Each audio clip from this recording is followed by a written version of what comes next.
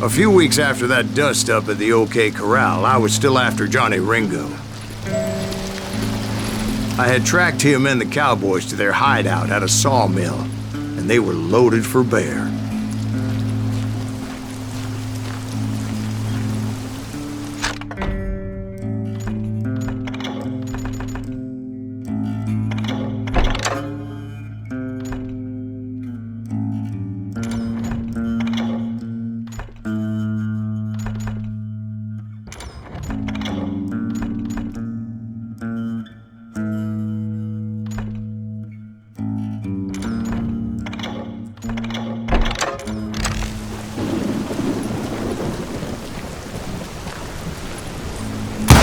So, what exactly did Johnny Ringo do to piss you off? Well, him and that other bastard. Roscoe Bob Bryant? Yep. They both deserve to die, and I promise I'll tell you why. But first I need to tell you about the Cowboys' new boss, Curly Bill Brocious. Herb's coming! Get ready, boys.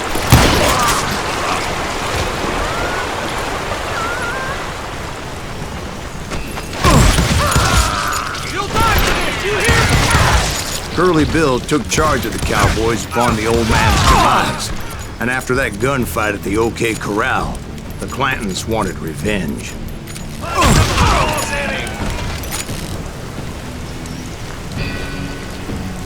Hey, I shot the son of a bitch!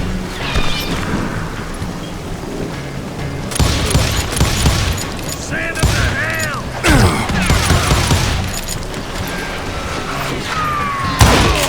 So they murdered Morgan Earp and grievously wounded his older brother, Virgil. Cut him down!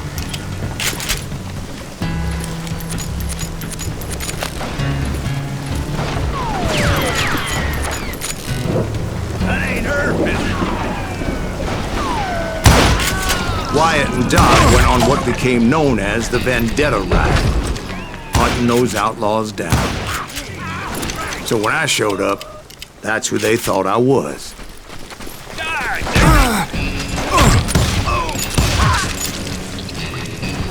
Come out from behind there! I got a bullet with your name on it, boy!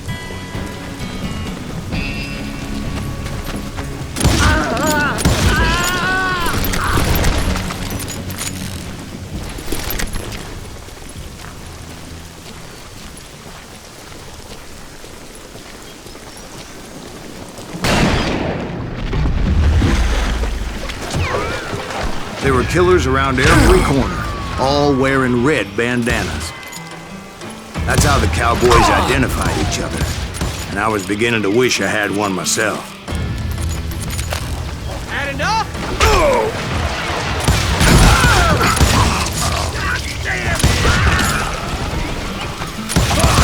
But I wasn't about to let Ringo walk away unscathed, and that's what drove me forward.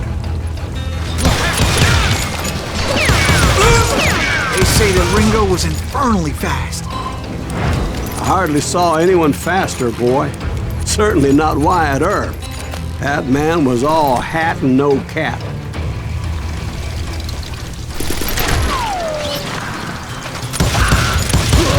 Earp wasn't much of a match for him, but Doc Holliday might have taken him. That Lunger should have kept his nose out of it. They never charged anyone for the murder of Morgan Earp.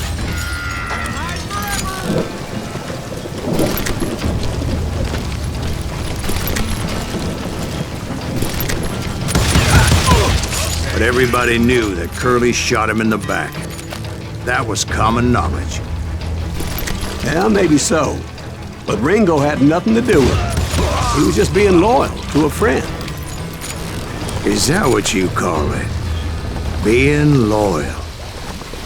Well, to get to that loyal friend, I had to pass by some buzzsaws as big as a man. Excuse me, sir. I have a question. What's that, Dwight? After old man Clanton died, why didn't his son take over the Cowboys? Because Ike Clanton was dumber than a box of rocks and a yellow belly to boot.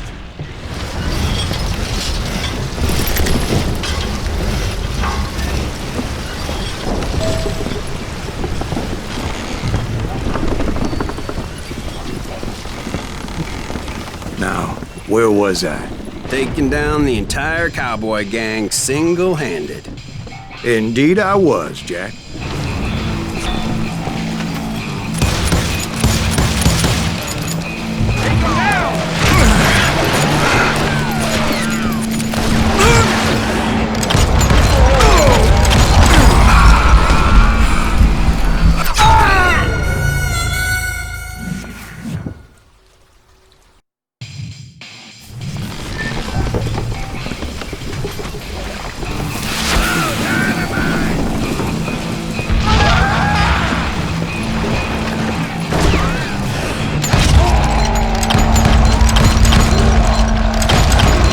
Wasn't easy, as those boys had good cover.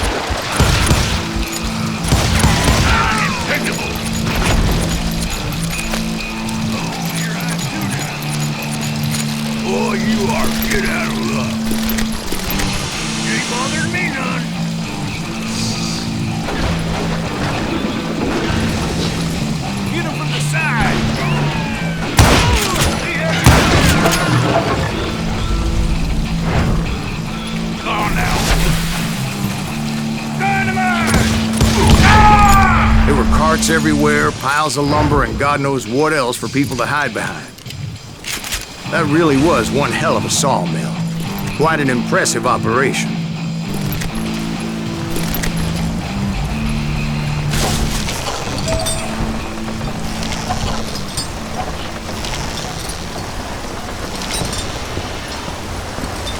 And where was Curly Bill? Did you see him? I'm about to get to that, Ben. Patience. I'm painting a picture here. There was this beautiful waterfall and a crystal clear stream that led to a verdant valley that was truly... Consider your picture painted. What happened next? Well, finally the bastards that were still alive made a last stand.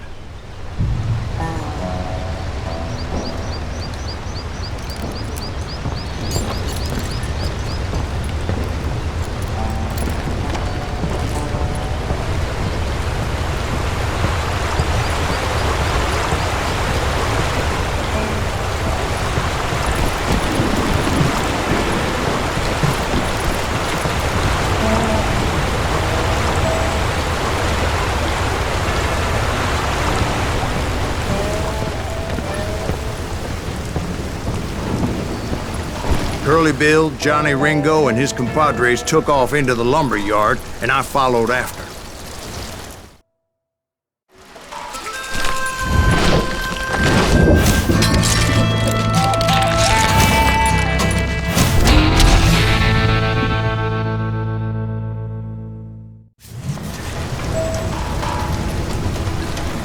Are you saying they ran? Cowardice was not in Ringo nor Curly Bill's nature. No, sir. I never said they were running scared. They just wanted me out in the open. Time to dance with the devil!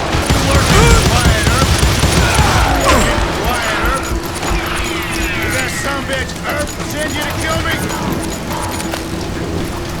Got a lot of sense up here all by your lonesome. Get 'em, boys!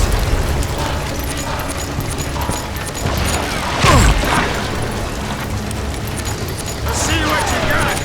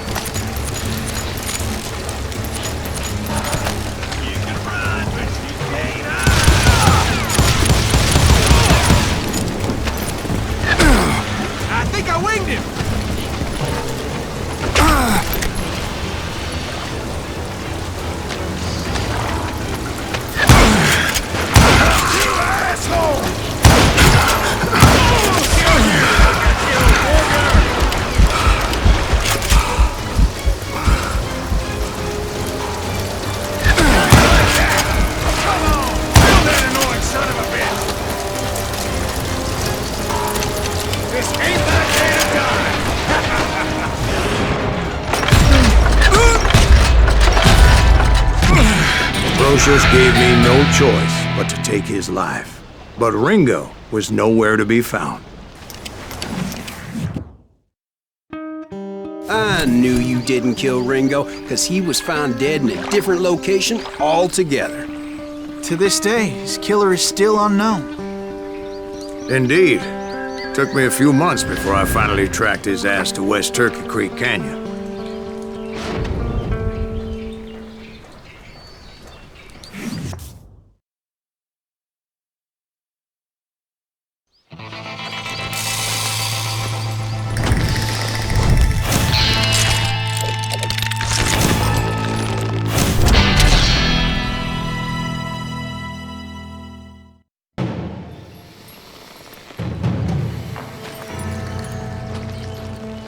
That's incredible, sir. I always thought that Doc Holliday was the one that killed him.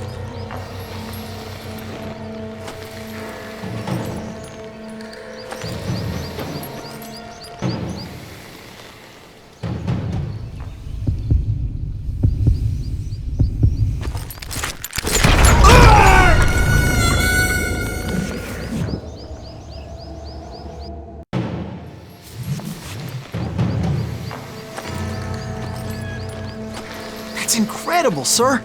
I always thought that Doc Holliday was the one that killed him.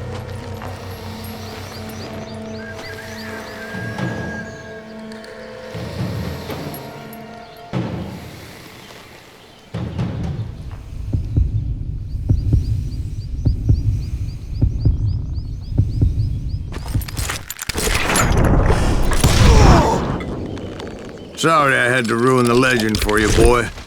But the legend ain't always true. Doc Holliday had nothing to do with the death of Johnny Ringo.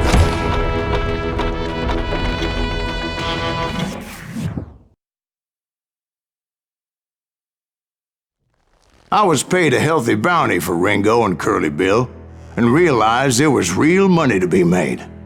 That's why I went after Henry Plummer.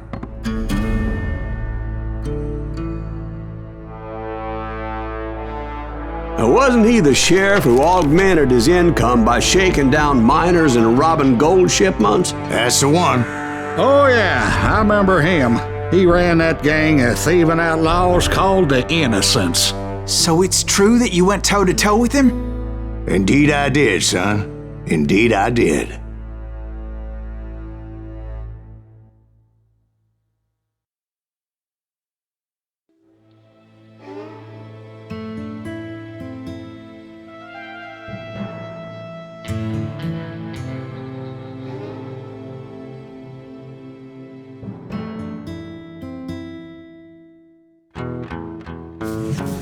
I knew I needed resources if I was going to track down Roscoe Bob Bryant, and hunting Plummer looked like a good way to get rich quick.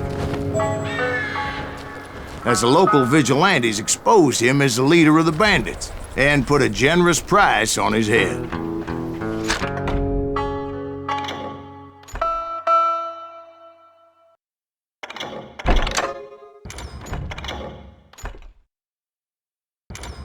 Plummer rallied his gang to plunder one last gold mine before making their escape, and that's where I thought I'd find him.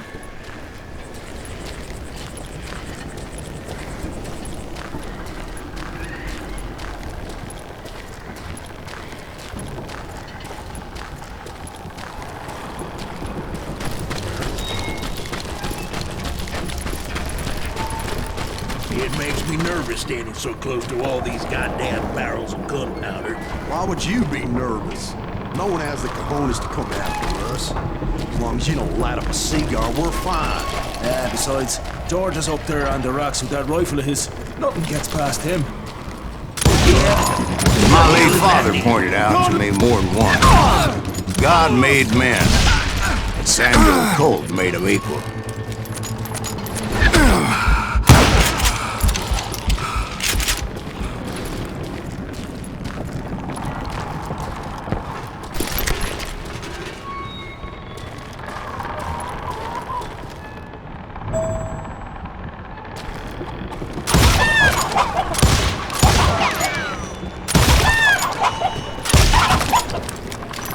I knew that dynamite wasn't mine, so I decided the polite thing would be to return it.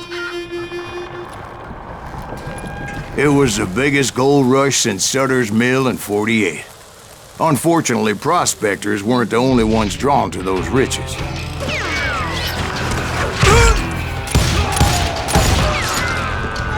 There were thieves and killers, robbing travelers and hijacking gold shipments. Like those that ran with Plummer. Some were just regular folks I knew from town, drawn by greed and easy pickings. Charlie Crow, the blacksmith. James, who worked in the stable. Sam and Jeremiah Barber, the butcher's son. Ordinary citizens who lived a double life. Stealing and thieving and murdering their neighbors. Of course, the rest were veterans of the Civil War. Stone-cold killers trained on the bloody fields of Shiloh and Antietam. Plummer had a lot of men on his payroll. A hell of a lot. That son of a bitch pretended to protect the public with one hand while stealing them blind with the other. He set up a defensive perimeter which I had no idea how to breach.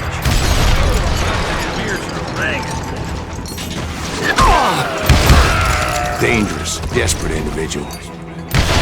I was outnumbered and in way over my head, but I was too damn stubborn and stupid to realize it. They must have thought I was tough, or had some kind of death wish, seeing as there were barrels of gunpowder everywhere. One stray bullet, one stray spark, and I'd be blown to hell and gone. Did I have any second thoughts about what I was doing? I thought I was some kind of hero. I finally made it past and headed on to meet my destiny. But first, I had something I needed to figure out. I had a few ideas on how to get into that mine, but once I made my decision, I knew there was no turning back. So my first thought was to enter the nearest mine portal. I saw an entrance. Made sense. It was the quickest way in, but that also made it more dangerous, as there would undoubtedly be enemy pickets posted along the way.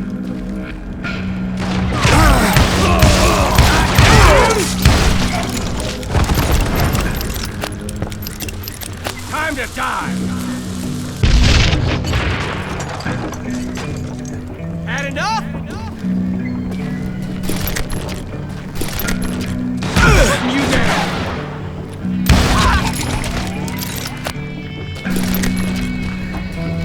Besides, once you enter a mine like that, it's easy to get all turned around.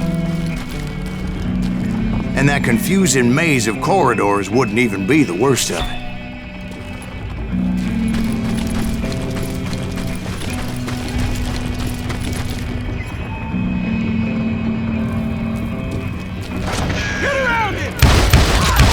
Some of those shafts could be as deep as hell.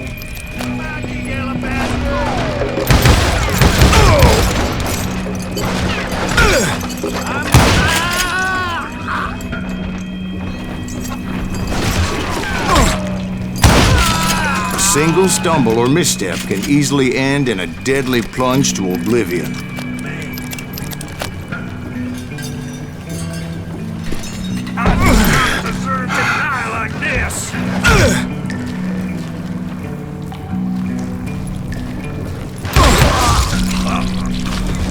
Quick reflexes often make up for a lack of common sense.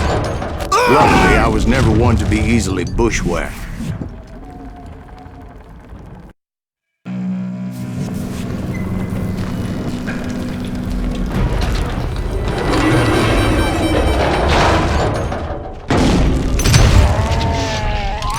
I would just need to be careful not to blow myself to kingdom come. Take it!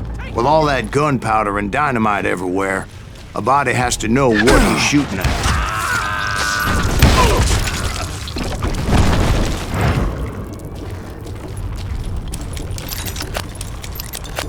One wrong bullet could have turned that mine into a dad-blasted tube.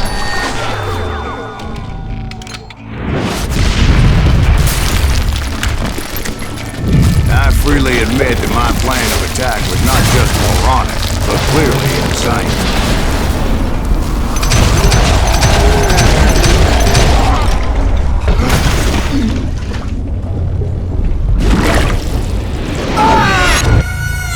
It's a good thing that I abandoned that ridiculous plan before I even tried it.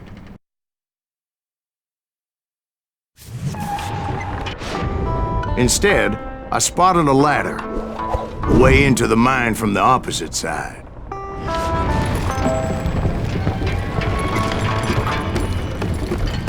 It was a long way around, but that approach seemed more sensible at the time. Of course, being I had a problem with heights, that scaffolding scared the bejesus out of me. Climbing down that ladder required some caution, because even though I had a younger man's reflexes, no man can dodge a damn bullet while climbing down a rickety ladder. I needed to make a leap of faith. I was determined not to give up, however. That Sheriff Plummer seemed quite the despicable character. When the vigilantes discovered what the sheriff was up to, people were outraged. That 10,000 they put on his head would go a long way to helping me find old Bob. And I had made it my mission to settle that score come hell or high water.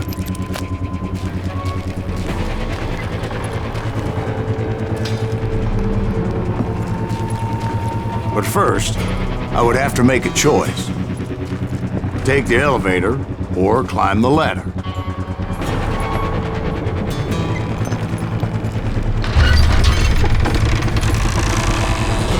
I picked the more convenient and more dangerous route. What are you looking for? Time to blow your shit up.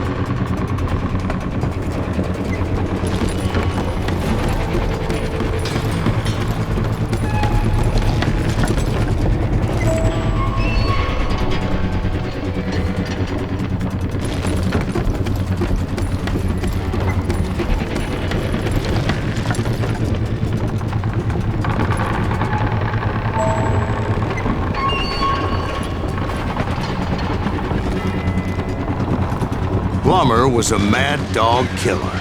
and the people of Nevada City deserve better. Nevada City? Well, I thought Plummer met his maker in Bannock, Montana. Right, well, he was the sheriff of both places at one time or another, but that's neither here nor there. The point was, taking him down would save a lot of lives, including my own.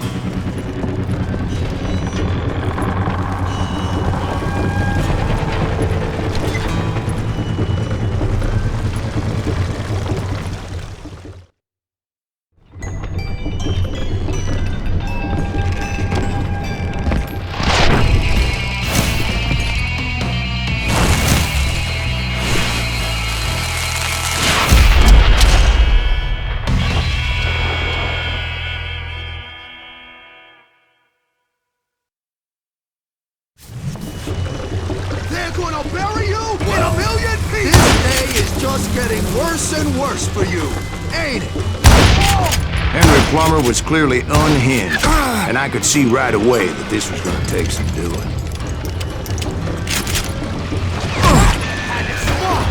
They're gonna bury you in a million pieces! Get out here! You ain't taking me! Lucky shot!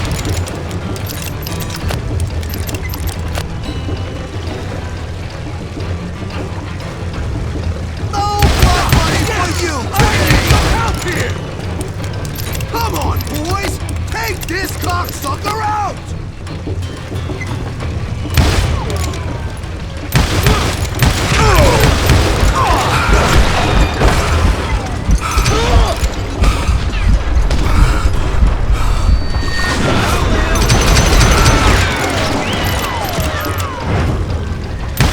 I'm gonna shoot you dead!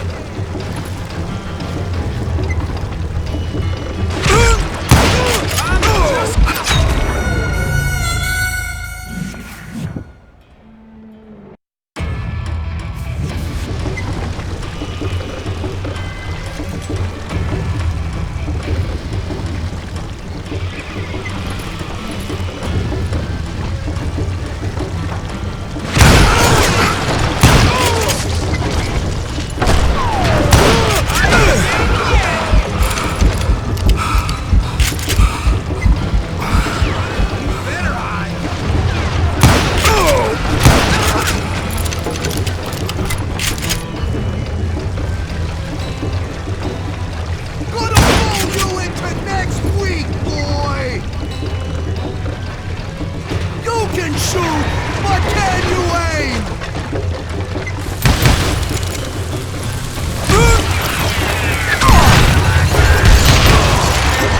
You kill him, or I kill you! I'm going all medieval on your ass!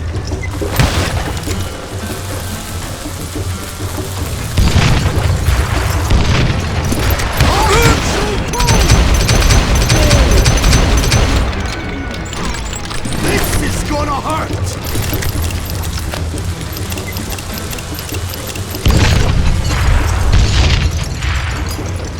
You ain't taking me!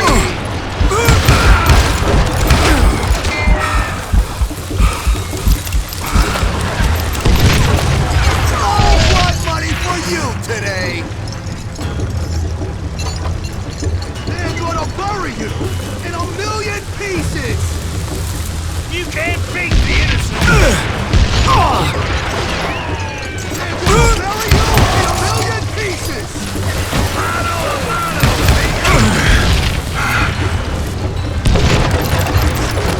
You ain't beefing me!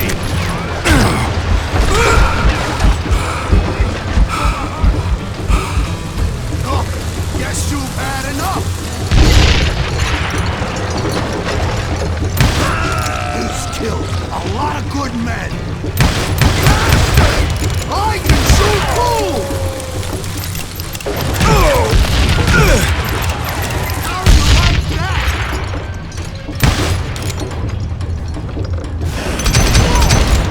You can shoot, but can you aim?